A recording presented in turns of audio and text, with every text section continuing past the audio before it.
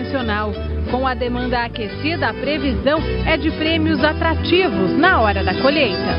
O mercado europeu ainda é grande para soja não transgênica, soja convencional, e o prêmio é um fator de decisão do produtor também na hora de escolher a variedade que ele vai plantar. Oportunidades à vista. Quais as perspectivas para a produção de sorgo no estado? E a gente fala também sobre o algodão. A nova safra está chegando aí. Só que os trabalhos ainda não começaram no campo. O ritmo acelerado está nas oficinas, preparando as plantadeiras que devem começar as atividades no início de dezembro. Veja agora no MT Rural.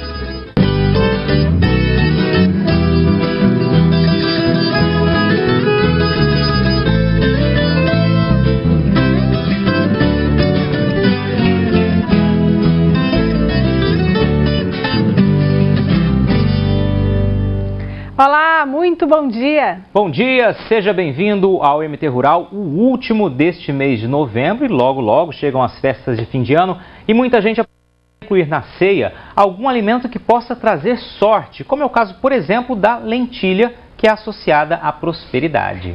Só que em alguns países este grão é consumido o ano todo, com presença fundamental no cardápio. É o caso da Índia, que aliás está tentando incentivar o plantio da lentilha em outras regiões. O Brasil foi um dos escolhidos e Mato Grosso também pode ganhar com isso. Os agricultores já estão se mobilizando para ver se vale a pena investir nesta e em outras culturas de segunda safra. O plantio dos 10 mil hectares de soja já terminou nesta fazenda em Rondonópolis. A colheita deve começar em janeiro e a previsão, por enquanto, é otimista. O clima está melhor, as condições do plantio foram melhores, né?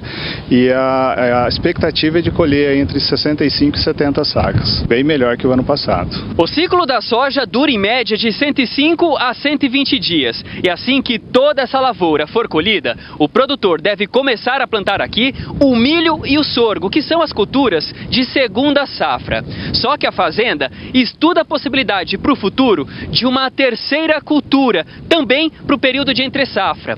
É a lentilha. Na última entre-safra, a fazenda colheu 3 mil hectares de sorgo. A aposta na lentilha passou a ser discutida recentemente, depois que o embaixador da Índia visitou o estado e propôs ao governo o incentivo ao plantio da leguminosa. Nós estamos procurando conhecimento, a pesquisa vem, traz para nós, né, e aí nós vamos começar a entender essa nova cultura e começar a plantio de uma pequena área, né, e aí ver se ela é viável na nossa região com relação à produtividade, comercialização, né, desse novo produto. O assunto tem chamado a atenção de muita gente e virou tema de um simpósio em Rondonópolis. Em pauta, a viabilidade do cultivo da lentilha e de outras culturas alternativas. E a ideia é de nós viabilizarmos essas culturas economicamente e se fazer viáveis no estado. Para você ter uma ideia, o mês passado o nosso ministro Blairo Maggio esteve na Índia e ouviu deles que lá teria uma demanda para 30 milhões de toneladas de ervilha. Então, de repente, poderia ser uma opção dos produtores do Mato Grosso desenvolver essa cultura e exportar para a Índia. Além da lentilha, a Índia também poderia importar grão de bico e feijões guandu e mungo, que são bastante consumidos por lá. Estas leguminosas, também conhecidas como pulses, são fontes importantes de proteína para a população indiana. Na Índia, praticamente não há mais fronteira agrícola. Lá a predominância é de áreas de 1, 2 até 3 hectares. Então são pequenos produtores, a predominância de agricultura familiar. Então não há muito investimento, não há muita tecnologia envolvida para aumentar a produtividade. Então eles vão ter que buscar essa produção em outros países. E o Brasil teria condições, né, para poder suprir essa demanda crescente na Índia. Em parceria com uma empresa indiana, a Embrapa vai conduzir testes para verificar o desempenho dessas culturas no Brasil. As sementes serão importadas e os ensaios devem começar já no ano que vem. Nós vamos fornecer parte dessa semente para a Embrapa, que vão fazer os ensaios de população, de época e de investimentos, né?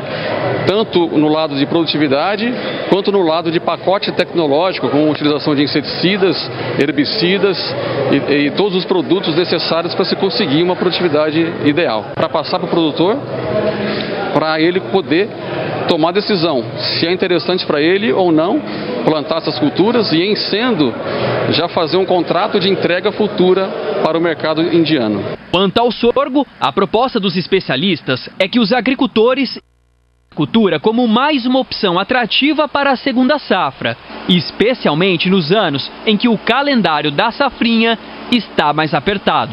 É um grão tão nobre quanto o milho, ele tem o preço atrelado ao mercado de milho.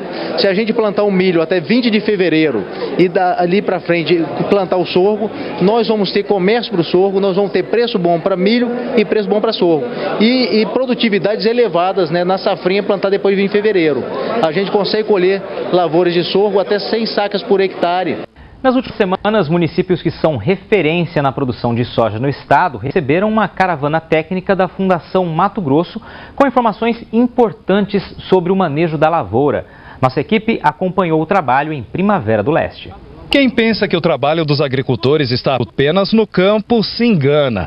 O sucesso de uma safra depende de muitas formas de conhecimento. É por isso que encontros como este, que foi realizado em Primavera do Leste durante a semana, ajudam e muito o homem do campo. Cerca de 160 pessoas, entre agricultores, agrônomos e técnicos, participaram das palestras. 3 pontos foram discutidos: os problemas com nematóides, percevejos e mosca branca e as doenças da soja. Dificuldades enfrentadas há várias safras e que podem agravar ainda mais por conta da grande incidência de chuva que tem sido registrada. Em termos de clima, muito favorável para a ocorrência de doenças, as chuvas estão frequentes e com isso a gente tem uma expectativa, principalmente com relação à ferrugem, que ela chegue um pouco mais cedo. E neste ciclo da soja, alguns invasores já começam a preocupar antes mesmo da hora. É o caso dos percevejos. A orientação é aumentar o monitoramento. A umidade propiciou esse deslocamento do inseto das áreas de refúgio, né, que até então, num período de entre-safra, eles ficam nessas áreas de cerrado. E como o período foi bem úmido, né, sem um período de veranico, isso fez com que esses insetos já estivessem presentes na cultura da soja antes do que nos anos anteriores. Outro inimigo das produções são os nematóides. Na cultura da soja, por exemplo, 5 espécies são comuns no estado. É o momento dele identificar que nematóides ele tem e fazer o planejamento para a próxima safra, plantando culturas não multiplicadoras na entre-safra, escolhendo variedades resistentes que ele vai fazer de agora para frente. A especialista explica ainda que os nematóides podem ser responsáveis pela queda da produtividade. Em alguns casos, a diminuição pode chegar a 50%. Só que muitas vezes, os agricultores atribuem essa redução a outros fatores, como o clima e demais pragas, e não descobrem um real problema. Não é igual um fungo, que você aplica um fungicida e amanhã não tem mais o problema. Nematóide, a partir do momento que você tem o problema, você sempre vai ter. Mas você tem que manter ele abaixo do nível de dano econômico. E como eu faço isso? Tirando a minha cultura que eu prefiro plantar. Por exemplo, eu prefiro plantar soja e milho. E se eu não deixar de plantar a soja ou o milho por pelo menos uma safra ou uma entre-safra, para alguns eu não vou conseguir manter uma baixa população. Com tanta troca de experiências, basta colocar em prática a teoria. Um evento como esse faz a gente lembrar de alguns aspectos fundamentais que podem sim fazer a diferença na hora do manejo. E depois do intervalo a gente fala das perspectivas para o mercado da soja convencional e os preparativos para a safra de algodão. O plantio começa em alguns dias e a previsão é de queda na área das lavouras. Nós voltamos já.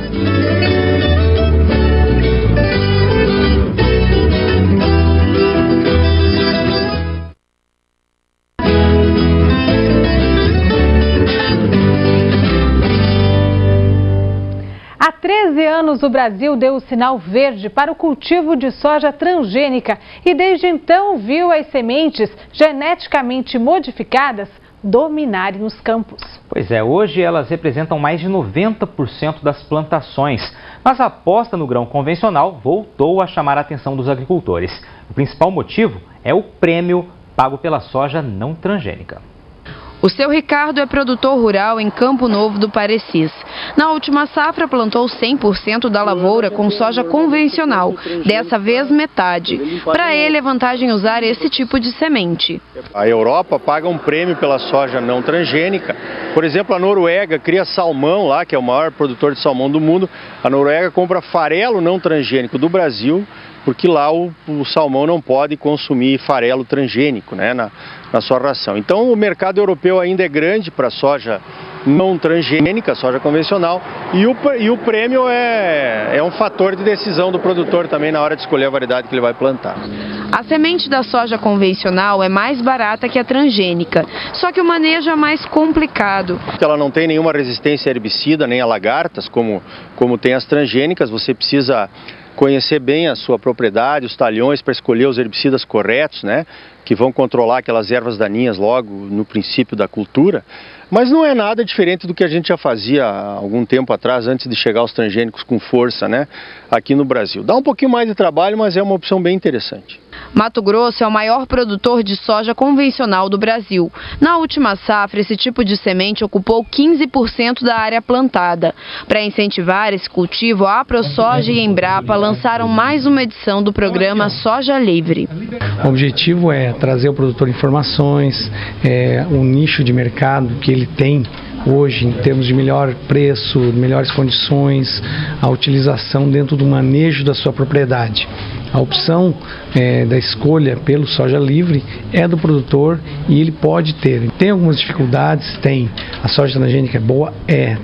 Mas a soja livre é uma opção onde o produtor pode ter um aumento na sua rentabilidade. Ela tem alta tecnologia, assim como a soja transgênica.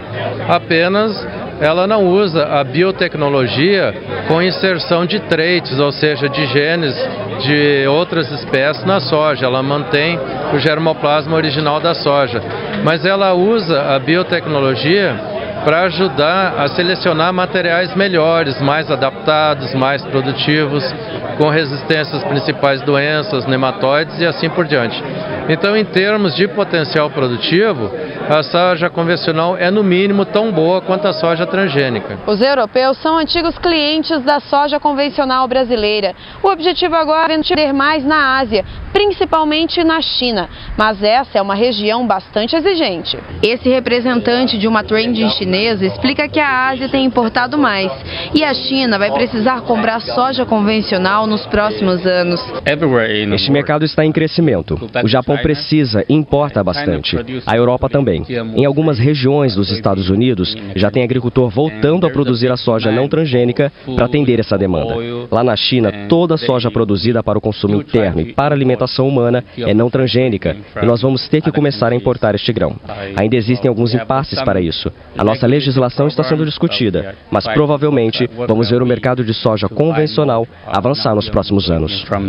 O que nós estamos notando no mercado é uma competição acirrada entre as trades para a disputa da soja convencional.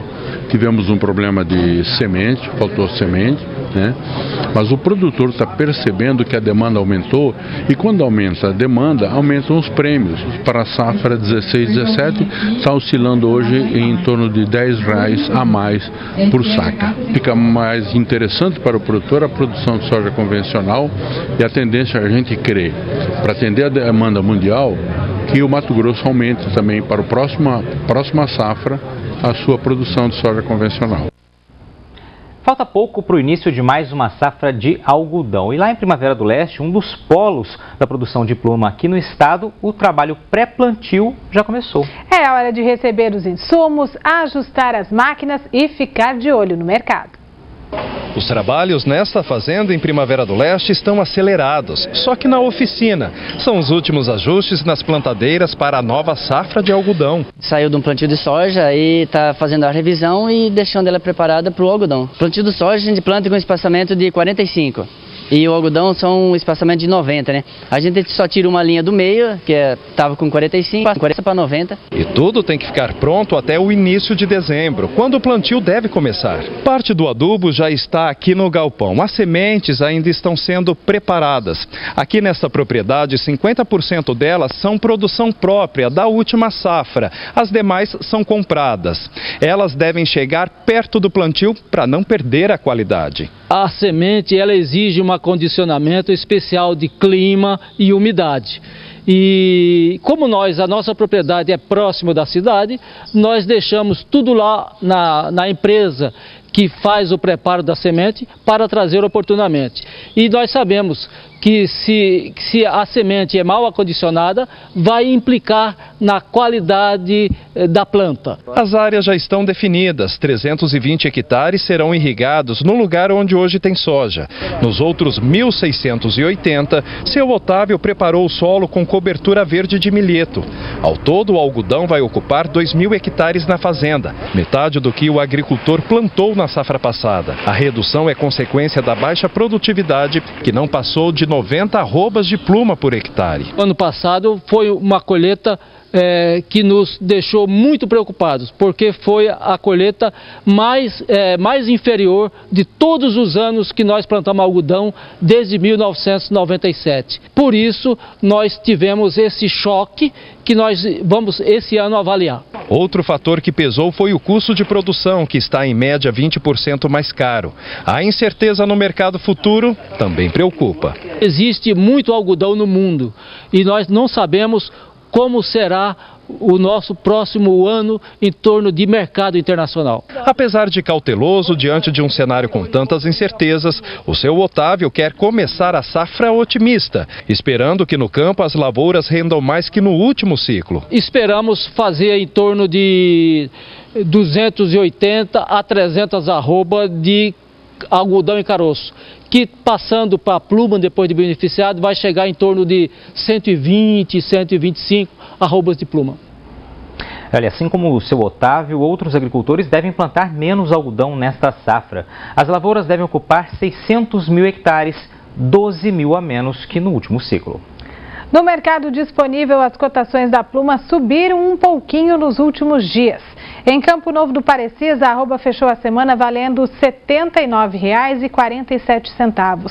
Quase R$ 81,00 em Primavera do Leste e R$ 81,55 em Alto Garças. Depois de quase 8 meses, a colheita da cana-de-açúcar está chegando ao fim. As lavouras produziram bem e o setor está mais otimista depois de anos de crise. Os detalhes depois do intervalo.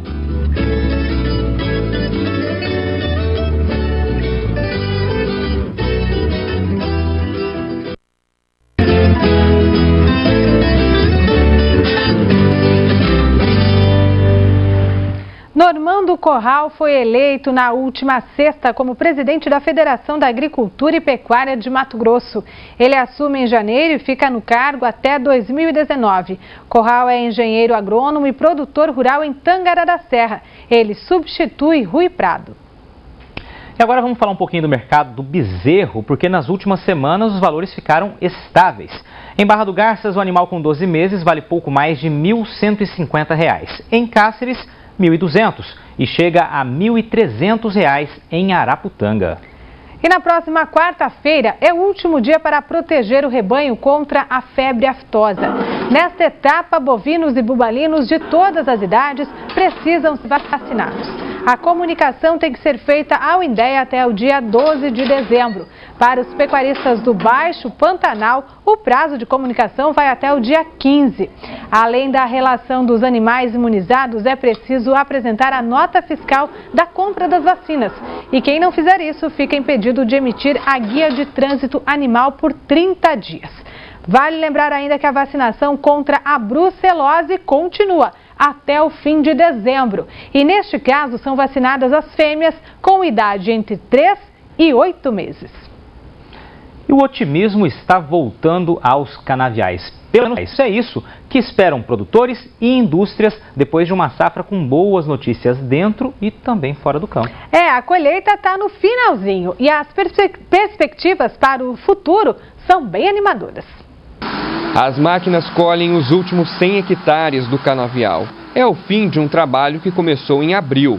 Foram mais de 70 mil hectares, a maior parte cultivada pela usina de açúcar e álcool de Nova Olímpia.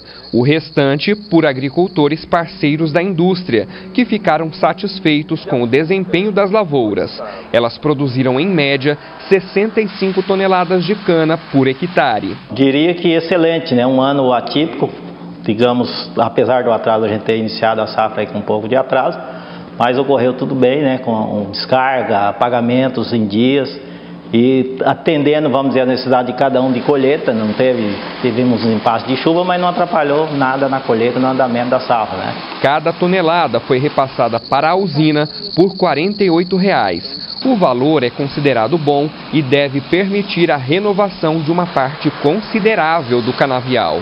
Tem uma expectativa aí de 5 a 6 mil hectares de plantio, né? Coisa que faz anos que a gente não acontece um plantio desse. O levantamento mais recente feito pelo sindicato que representa as indústrias do setor é de outubro e mostra que nesta safra, dos 230 mil hectares plantados com cana-de-açúcar em Mato Grosso, 216 mil devem ser destinados às usinas.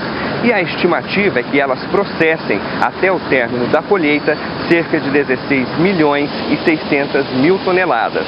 Com a moagem, a produção deve ultrapassar as 375 mil toneladas de açúcar e mais de 1 bilhão e 50 milhões de litros de etanol. Só na usina de Nova Olímpia devem ser esmagados até o fim do mês 4 milhões e 400 mil toneladas de cana. Isso deve render mais de 200 milhões de litros de etanol e 200 mil toneladas de açúcar. Resultado que atendeu às perspectivas da indústria. A gente pode acreditar isso principalmente ao clima, que foi muito favorável. E o mais importante é que o impacto dessas chuvas que tivemos durante o período que normalmente é mais seco, e mesmo agora no final do ano, vão deixar um bom saldo para o próximo ano, o que nos dá a perspectiva de termos um bom ano no ano que vem. Outro motivo de comemoração é que depois de enfrentar anos turbulentos, o setor conseguiu reagir, mesmo diante da crise financeira pela qual o país atravessa. Se você tomar todos os fatos, desde políticas públicas equivocadas, até cenários internacionais ruins de preço, até a situação do câmbio, que o dólar andou depreciado com relação ao real, nos últimos 8 anos tivemos muitos percalços no setor.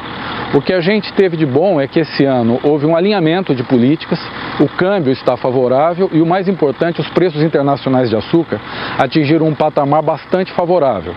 E esse é um cenário que permite uma recuperação do setor, uma retomada de investimentos e que a gente possa elevar os padrões de produtividade. Ou seja, o setor vive um momento com boas perspectivas futuras, boas perspectivas de desenvolvimento. O MT Rural de hoje fica por aqui. Uma semana produtiva a todos. Até domingo que vem. Sucesso da porteira para dentro, força e fé da porteira para fora e vamos que vamos. Tchau!